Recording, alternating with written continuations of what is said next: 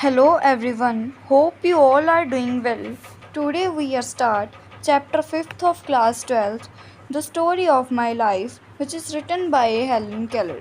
हम थोड़ी सी इंट्रोडक्शन पढ़ लेते हैं इस चैप्टर के ऑथर की. Helen Keller was made blind and deaf through fever at the age of 19 months. Helen Keller जो थे अंधे और unable to hear very well, deaf मतलब कि बहरे, 19 मंथ की एज में 19 महीने की उम्र में ही हेलन केलर अंधे और बहरे हो गए.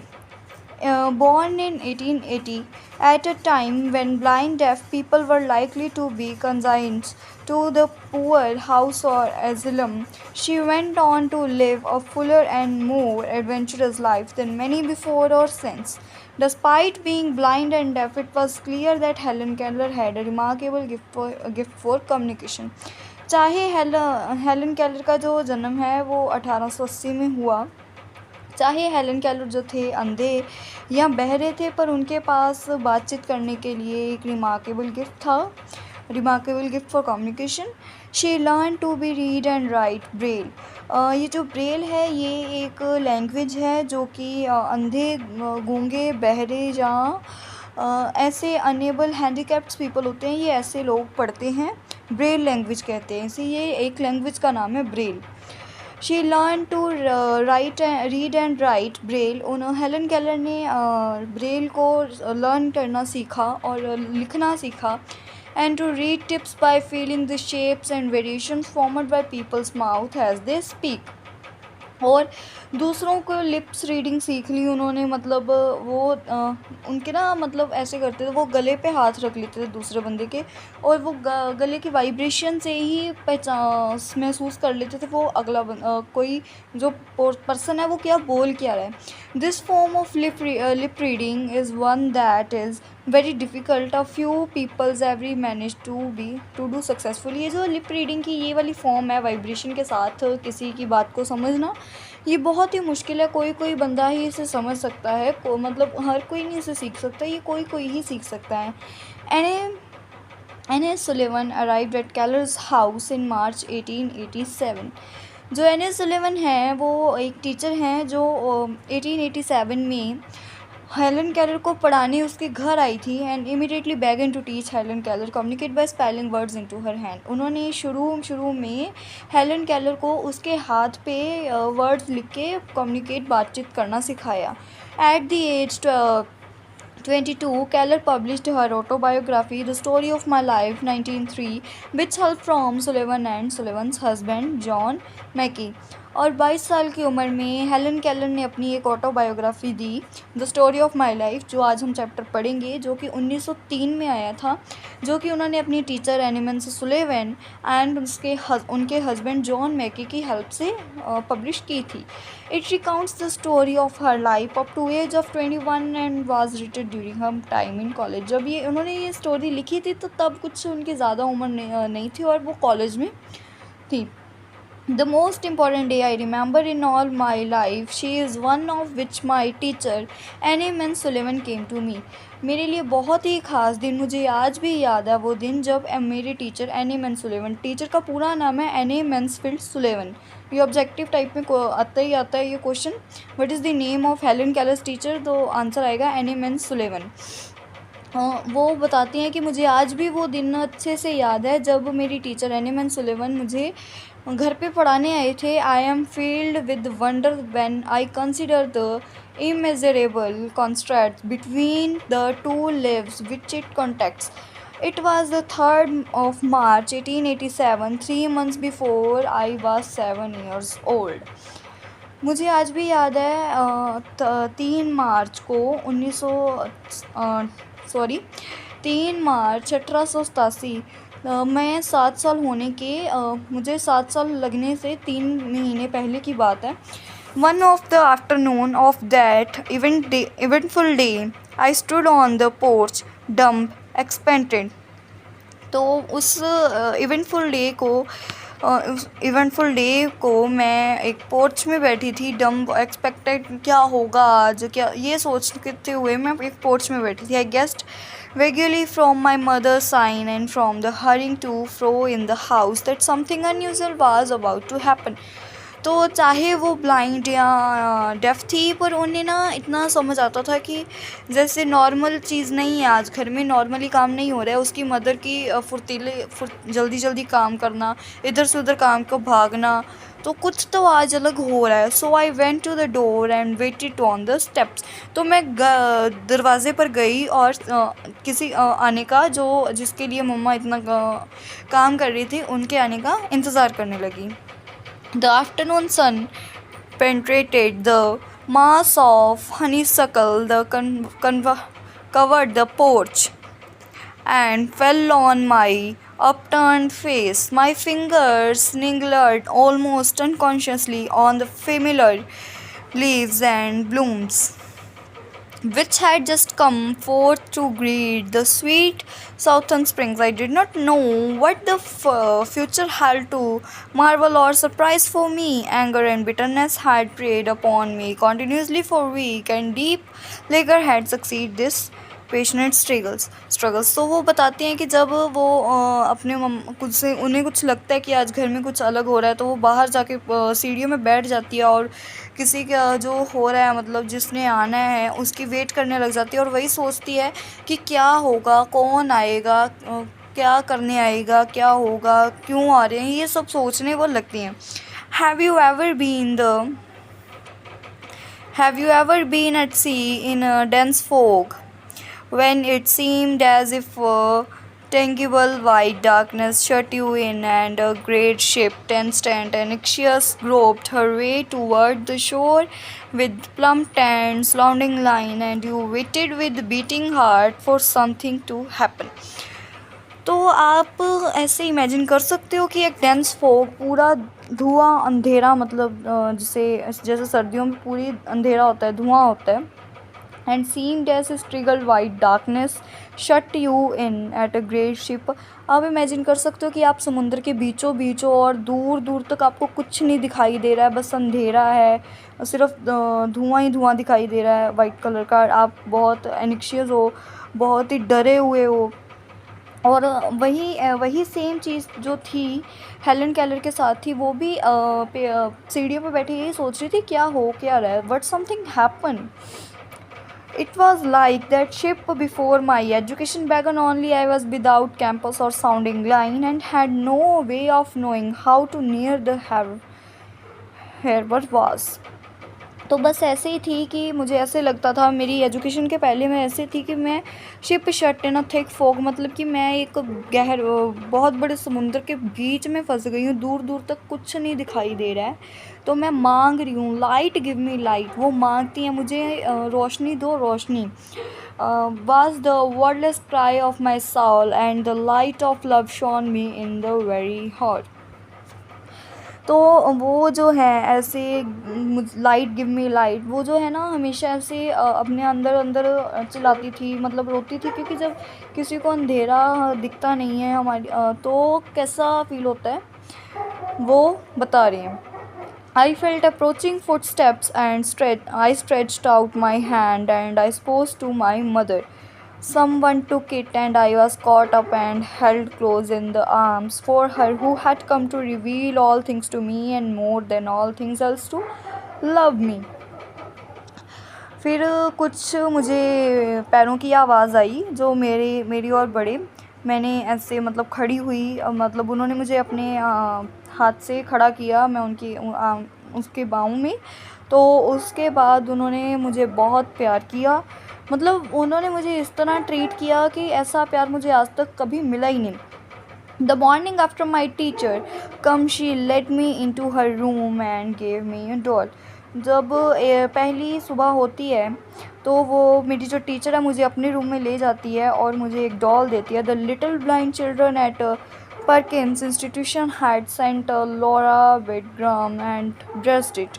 But I did not know this until afterwards, when I had played with the little while. Miss Sullivan slowly spelled into my hand, "World, D-O-double-L doll."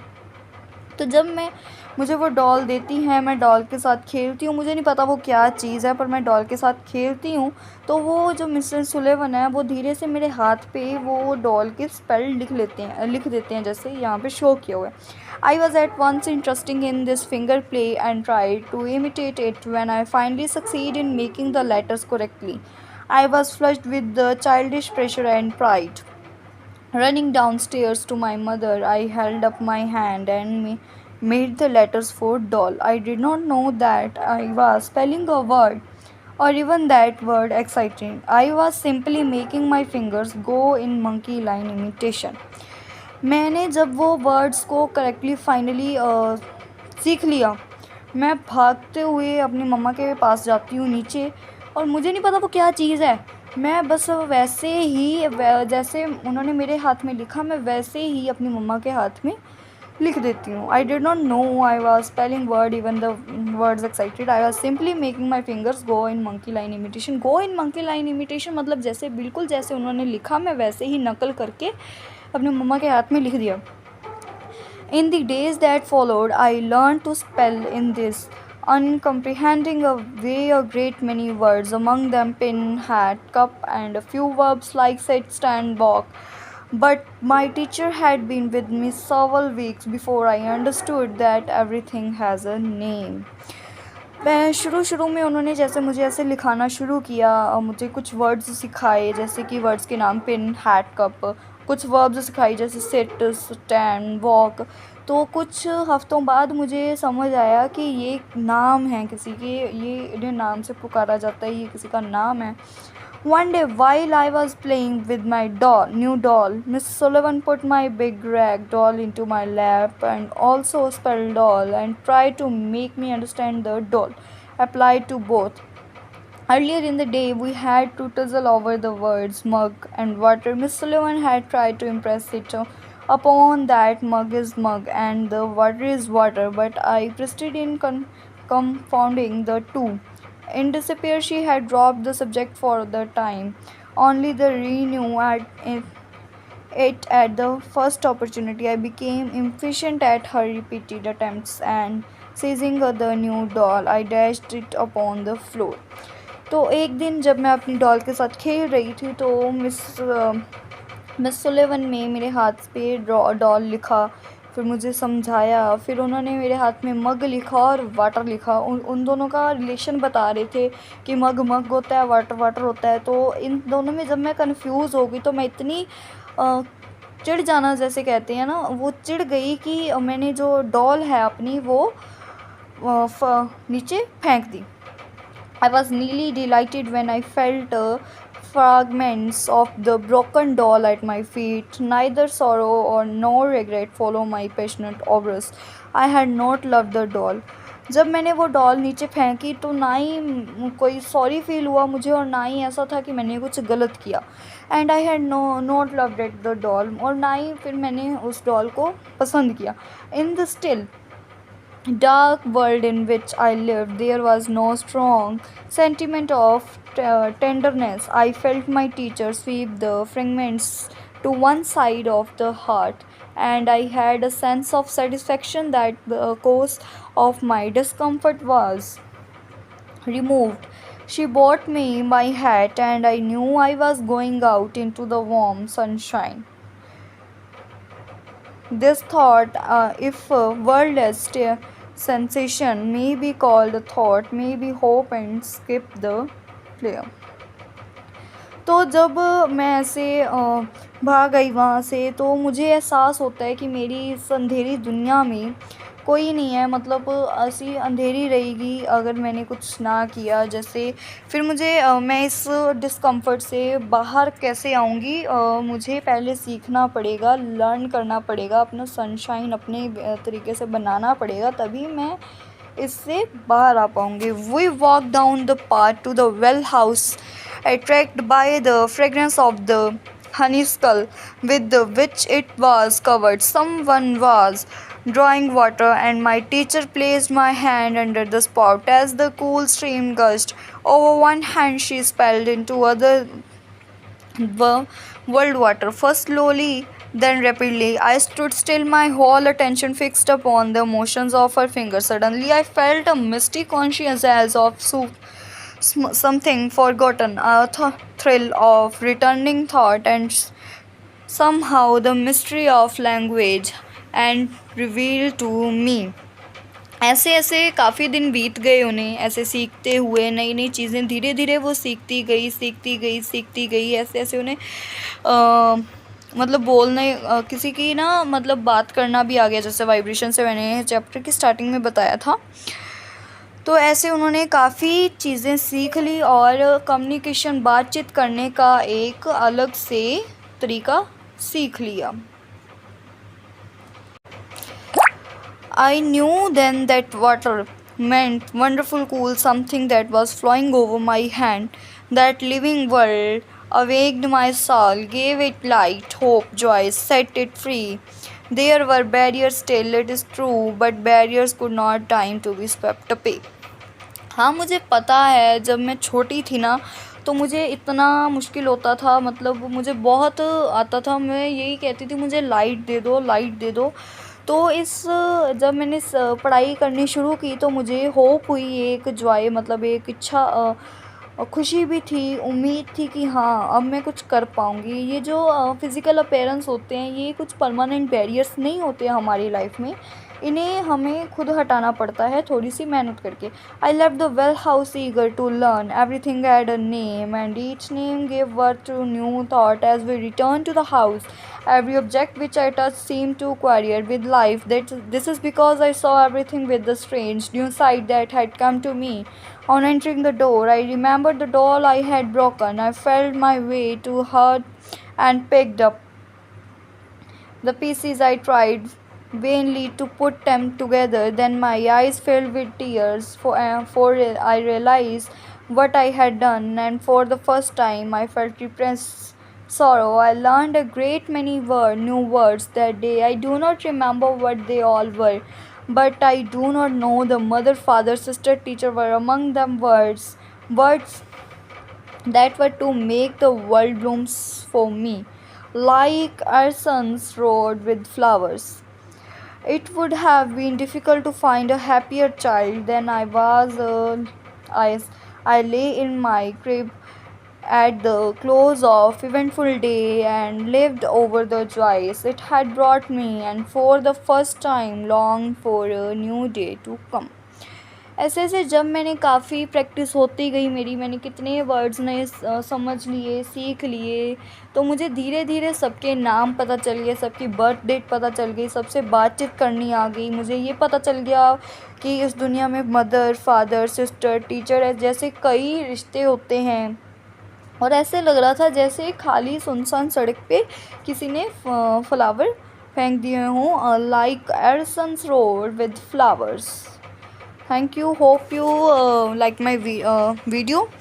अगर आपको इस चैप्टर के हैंड रिटन नोट चाहिए तो आप डिस्क्रिप्शन में link है, आप वहाँ से ले सकते हैं। Thank you. अगर आपको मेरी वीडियो पसंद आई, लाइक, सब्सक्राइब एंड शेयर।